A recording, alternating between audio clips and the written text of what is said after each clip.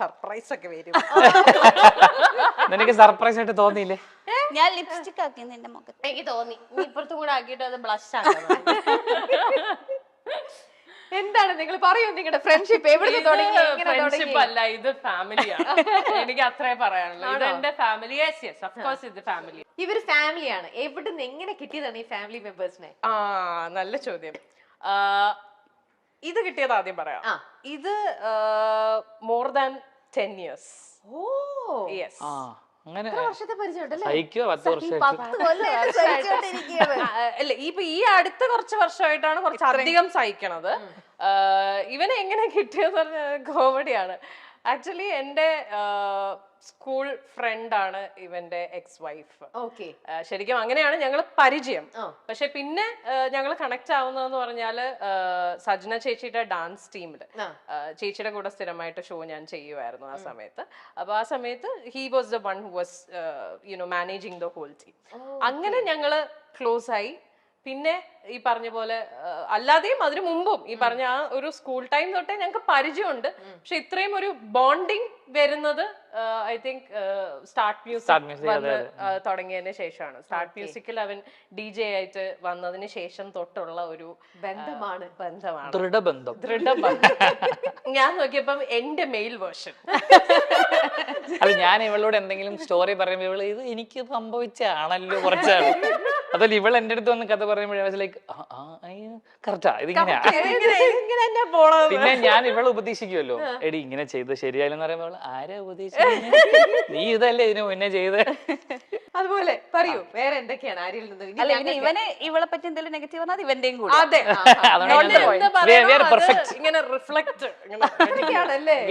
Perfect people. നമ്മൾ തമ്മിൽ അങ്ങനെ ഞങ്ങൾക്ക് ആരെയൊക്കെ ഒരു പ്രശ്നമില്ല. ആരെയും ഒബ്വിയസ്ലി അങ്ങനെയല്ലേ പറയാം.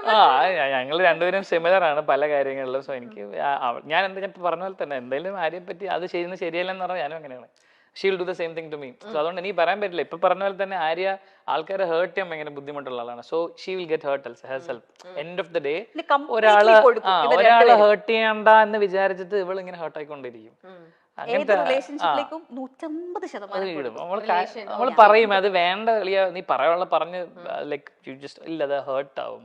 അപ്പൊ നിങ്ങൾ ഇത്രയും ഫ്രണ്ട്സ്, ശരി എനിക്ക് ശരിക്കും എന്താ പറയാ ടച്ച് പൊടിയാട്ടോ ആര്യായിരിക്കും.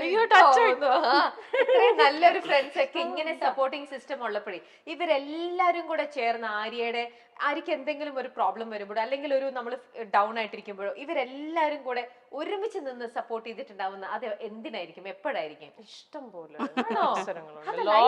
ഇന്നലെ രാത്രി ഇന്നലെ രാത്രി വരെ കൃത്യം പറഞ്ഞ രാത്രി 1:30 സമയത്തൊക്കെ എന്ത് സംഭവിക്കുക? അല്ല അതാണ് ഞങ്ങൾ കുടുംബമാണല്ലോ, ഫാമിലി പറഞ്ഞല്ലേ, ഫാമിലി അല്ലേ, പല സ്ഥലത്തുനിന്നും വരുന്ന പല സ്വഭാവമുള്ള പല ടൈപ്പ് ആൾക്കാരാണല്ലോ. പ്രോബ്ലംസ് ഉണ്ടാകുന്ന ആക്ച്വലി ഞങ്ങളുടെ അപ്പാർട്ട്മെന്റില് നാളെ ക്രിസ്മസ് സെലിബ്രേഷൻസ് ഒക്കെ നടക്കും. അപ്പൊ ഞങ്ങള് കരോൾ പ്രാക്ടീസ് ഒക്കെ കഴിഞ്ഞ് പിന്നെ മോന്റെ ബർത്ത്ഡേ ഉണ്ടായിരുന്നു. 12-ന് ഇവള് കേക്കൊക്കെ കട്ട് ചെയ്തു. അത് കഴിഞ്ഞ് ഞങ്ങൾ കുറച്ചേരം ഡിസ്കഷൻ ഒക്കെ കഴിഞ്ഞു. ഒരു പ്രശ്നം വരുന്നു, അത് നമ്മൾ ഫേസ് ചെയ്യും. അപ്പൊ അങ്ങനെ ഞങ്ങൾ അങ്ങനെ നോക്കുകയാണെങ്കിൽ കറക്റ്റ് ഇന്നലെ രാത്രി. Yes, of course. അതുപോലെ പല സിറ്റുവേഷൻസും ഇവരാണ് എന്റെ ഷീൽഡാണ്. മറ്റേ അവെഞ്ചേഴ്സ് അസംബിൾ എന്ന് പറയുന്നത് എനിക്കൊന്നും പറയേണ്ട ആവശ്യം വരാറില്ല. ഓക്കെ, വേറൊരു ചെറിയ ഇപ്പൊ നിങ്ങളെ ഇരുത്തിക്കൊണ്ടാകുമ്പോഴത്തേക്കും നിങ്ങൾക്കാണല്ലോ ആര്യനെ ഇൻ ആൻഡ് ഔട്ട് അതേപോലെ കറക്റ്റ് ആയിട്ട് അറിയാൻ പറ്റുന്നത്. അപ്പൊ ഞാനൊരു 3-4 കാര്യങ്ങൾ പറയാം. അതില് ആര്യക്കും ഇത് ചെയ്യാം. ആര്യ അത് തന്നെയാണെന്നുണ്ടെങ്കിൽ ആര്യക്കും കൈ റേസ് ചെയ്യാം. അങ്ങനെ തന്നെയാണെന്നുണ്ടെങ്കിൽ പോസിറ്റീവ് ആണോ? നിങ്ങളും പറയണം, ആര്യം പറയണം. ആര്യ പോസിറ്റീവ് ആണോ? I don't think so. ഇവിടെ ഹാഫ് പൊക്കി, അവിടെ പൊക്കിട്ടേ ഇല്ല. താത്തി അവിടെ പൊക്കാത്തോണ്ടൊക്കെ താത്തിയോ? അതുകൊണ്ടാണോ? എന്നാലും സിബിൻ എന്തുകൊണ്ടായിരിക്കും ഇവിടം വരെ കൈ റേസ് ചെയ്തു? ഇടയ്ക്കിടയ്ക്ക് ചെറിയ പുറത്ത് കാണിക്കില്ല, ബട്ട് ഇന്നർ അതെപ്പോഴും നമുക്കൊരു കാര്യത്തിൽ ചില കാര്യങ്ങളിൽ ഷീ വോണ്ട് ടോക്ക്, പറയില്ല, സംസാരിക്കില്ല. എക്സ്പ്രസ് ചെയ്യില്ല, പക്ഷെ എനിക്കറിയാം. ചില കാരണം ഞാനും അങ്ങനെ ആയതുകൊണ്ട് എനിക്കറിയാം ഷീ ഈസ് പൊസസീവ്. അതുകൊണ്ട് ആര്യൻ പോസിറ്റീവ്. ഇല്ലല്ല, നീ സമ്മതിക്കുന്നുണ്ടോ ഇല്ലയോ ഇപ്പൊ പറഞ്ഞു. മോളുടെ കാര്യത്തിൽ എനിക്ക് ചില അവൾ എക്സ്പ്രസ് ചെയ്യില്ല, ബിക്കോസ് നേരത്തെ പറഞ്ഞ സാധനം ഞാൻ എന്നെ എക്സ്പ്രസ് ചെയ്ത് ഇയാൾ ഹേർട്ട് ആവണ്ട, അതുകൊണ്ട് അവൾ എക്സ്പ്രസ് ചെയ്യില്ല. ബട്ട് ഇന്നർലി ചെറിയ രീതിയിലാണ്, ചെറിയ അതുകൊണ്ട് ഇത്തരം ഒക്കെ. സംടൈംസ് ലേസി അപ്പഴേ പോയി ആണോ? ഇവരാരും പറയുന്നില്ലല്ലോ കാര്യം. ഞാൻ കണ്ടിട്ടില്ല ഇവള് മടി പിടിച്ചിരിക്കുന്നത്. പണിയെടുക്കും ആണല്ലേ, കട്ടയ്ക്ക് പണിയെടുത്തോണ്ടേയിരിക്കും. നീ മടി പിടിച്ചിരിക്കുന്നു പറയുന്ന സമയം നമ്മൾ റെസ്റ്റ് എടുക്കുന്ന സമയമാണ് ഗൈസ്. അതെ അതെ, അത് മടിയല്ല. She's not lazy, not lazy, she work really hard. പിന്നെ നമ്മൾ എക്സോസ്റ്റഡ് ആയിട്ട് ഇരിക്കൂലേ, ലൈക്ക് ഒരു വർക്ക് കറക്റ്റ് ഇത്ര സമയം വർക്ക് ചെയ്യുക, ഇത്ര സമയം ഉറങ്ങുക, അങ്ങനത്തെ ഷെഡ്യൂളുള്ള ആളല്ല. Like even if she finishes her work by 9 o'clock, she'll go to the shop, she'll do the live, she'll finish all that work there, then she comes back by like 2 or something. ചിലപ്പം പിന്നെ രാവിലെ എണീക്കുന്നത് late ആവുമായിരിക്കും. അതിന് നമുക്ക് lazy ഒന്നുമല്ല, rest എടുക്കുന്ന സമയം. She is not lazy. അപ്പൊ ആര്യക്ക് എന്തുകൊണ്ട് അങ്ങനെ തോന്നിയിട്ടുണ്ടാവുക? അത് may be because you don't work out regularly, അങ്ങനത്തെ ഇതാണോ പറയുന്ന ആസ്പെക്ട്? തോന്നാറുണ്ട് ചില സമയത്തൊക്കെ ഞാനിങ്ങനെ ചെറിയ ചെറിയ കാര്യങ്ങളിൽ ചിലപ്പോ എനിക്ക് മടി വരാറുണ്ട്. അതായത് ചിലപ്പോ എനിക്ക് ഇരുന്നിട്ട് ഇങ്ങനെ ഇരിക്കുമ്പോ ചിലപ്പോ ഒരു കോഫി കുടിക്കണം തോന്നും, പക്ഷെ അത് എണീറ്റ് പോയി ഇടാനുള്ള മടി. അപ്പൊ ഞാൻ അവിടെ ആരാണോ തൊട്ടടുത്തുള്ളത് പറയും ഒരു കോഫി, അങ്ങനത്തെ പരിപാടികളൊക്കെ എനിക്കുണ്ട്. അത് ക്ഷീണം വേണ്ട,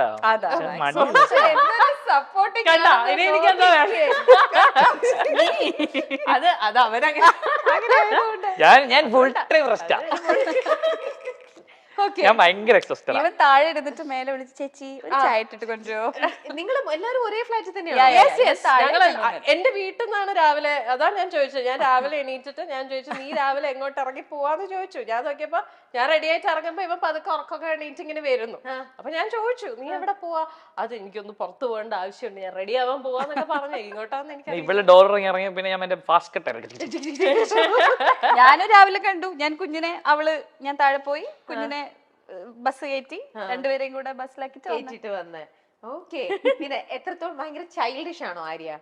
ചില കാര്യങ്ങൾ പറയുമ്പോൾ എനിക്കിപ്പോ സംസാരിക്കണ രീതിയൊക്കെ കണ്ടപ്പോ എനിക്ക് തോന്നി അയ്യോ ഇത് ഭയങ്കര വിവാദം ഉണ്ടാക്കിയ സംസാരമാണ് ബിഗ് ബോസില്. മനഃപൂർവ്വം ക്യൂട്ട്നെസ് കാണിക്കുന്നു എന്നൊക്കെ പറഞ്ഞിട്ട്. ആണോ?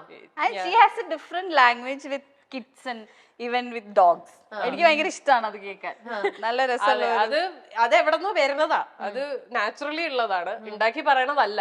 പക്ഷെ അത് ആ ഷോയില് വരുമ്പോ എല്ലാരും അങ്ങനെ ചിന്തിക്കുള്ളൂ, ഓ ക്യൂട്ടാവാൻ വേണ്ടി ഇങ്ങനെയൊക്കെ കാണിക്കുന്നു. പക്ഷെ ഇത് ഞാൻ ചോദിച്ചപ്പോ തന്നെ ഫസ്റ്റ് കൈ ഒരു ഡൗട്ട് ഇല്ലാണ്ട് പെട്ടെന്ന് അതും ഫുൾ കൈ റേസ് ചെയ്തു സിവിൻ. അതെന്താ അങ്ങനെ തോന്നിയത്? അല്ല അങ്ങനെയാണ് ചില സമയത്ത് ബിഹേവിയറും സംസാരവും പിണങ്ങിയിരിക്കുന്നത് കാണും. അപ്പൊ ചില സമയത്ത് നമുക്ക്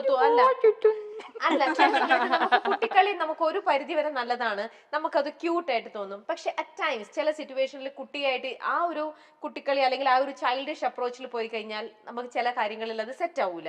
അപ്പൊ നിങ്ങൾക്ക് അങ്ങനെ തോന്നിയിട്ടുണ്ട് നീ ഇതുപോലെ ഇത്ര ചൈൽഡിഷ് ആയിട്ട് ഇല്ല അങ്ങനെയല്ലല്ലോ, ഇല്ല ഇത് ലെഷർ ടൈംസിലോ അല്ലെങ്കിൽ ചുമ്മാ ഫൺ പരിപാടിയിലോ കാര്യങ്ങളൊക്കെ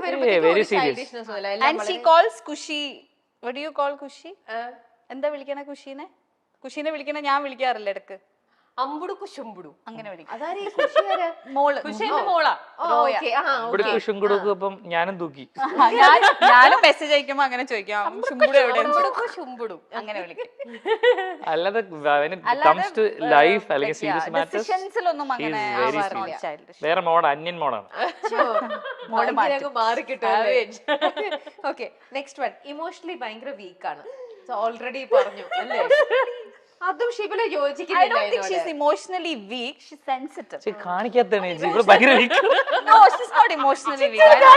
ഇവള് ചുമ്മാ ബിൽഡപ്പ് പിടിക്കുന്നത് ഭയങ്കര വീക്കാണ്.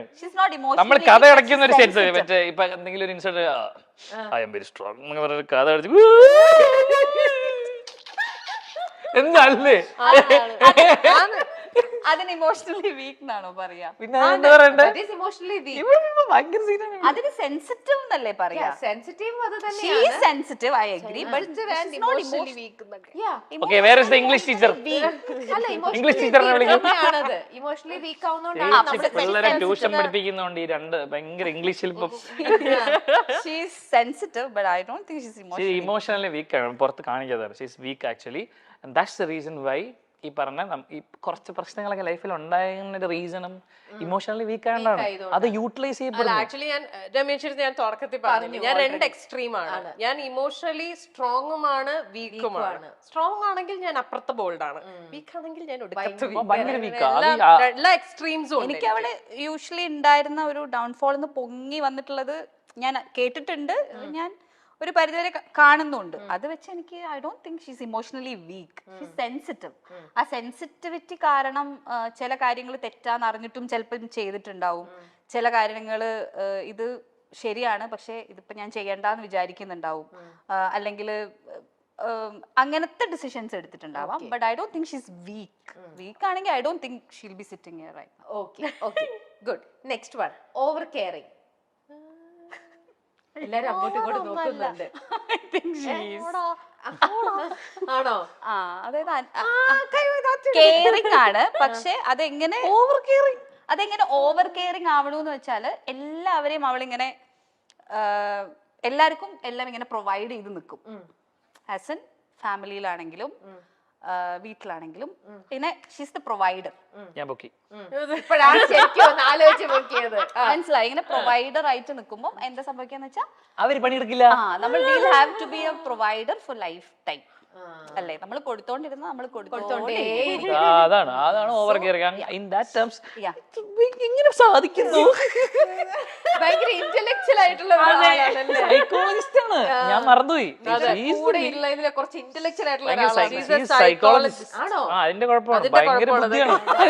മുടിയെ കൂടുതലൊന്നും പറയാം. അല്ല, അപ്പൊ സിബിൻ എന്തുകൊണ്ട് ആദ്യം ഒരു ഡൗട്ട്ഫുള്ളിൽ നിന്നു, പിന്നെയാണ് അല്ല ചേച്ചി സൈക്കോളജിസ്റ്റ് എന്നെ ഉണർത്തി എന്തൊക്കെ കാര്യങ്ങൾ പറയണം. അല്ല എന്താ വെച്ചാൽ റീസൺ ഞാൻ ഇപ്പൊ പറഞ്ഞ ചേച്ചി പറഞ്ഞ റീസൺ നമ്മൾ പ്രൊവൈഡർ ആണ്. അപ്പം ചില കാര്യങ്ങൾ നമുക്കൊരു 10 വയസ്സ് വരെ അല്ലെങ്കിൽ ഒരു കുട്ടീനെ നമുക്കൊരു 18 വയസ്സ് വരെയൊക്കെ നമുക്ക് നോക്കാം. അത് കഴിഞ്ഞ് കഴിഞ്ഞാൽ നമ്മൾ പിന്നെ അവരെ നോക്കിക്കൊണ്ടിരുന്ന നമ്മൾ ആക്ച്വലി അവരെ ദ്രോഹിക്കുന്നതിന് തുല്യമാണ്.